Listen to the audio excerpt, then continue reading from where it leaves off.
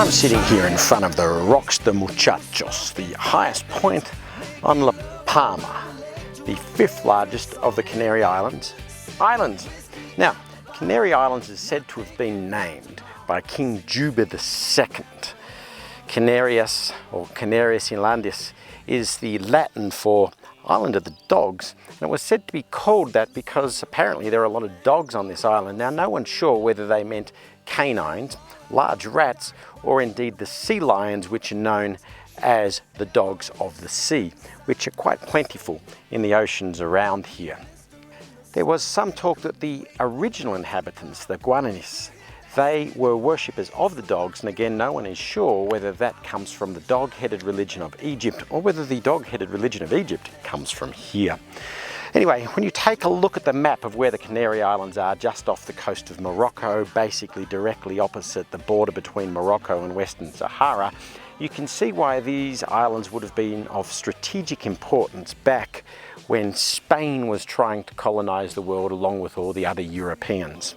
Anyway, I sit here 2,500 meters above sea level, looking out at this magnificent view, which is a volcanic and rocky terrain. The top of La Palma sits above the temperature inversion, which makes it a really good place to observe the stars at night, hence why there are quite a number of observatories here. And as you look out into the distance, you can see the temperature inversion between the light blue of the sky and the dark blue in the clouds of where that temperature inversion sits. It's a spectacularly beautiful island. Driving along through both the mountains and through the seashore is quite stunning and beautiful. And right now, being above the clouds in the sunshine, it makes me think what it's like to live all summer long. Oh, how we thought those days would never end. Sometimes I hear that song and I'll start to sing along and think, man, I'd love to see that girl again. Man, I'd like to see that girl again.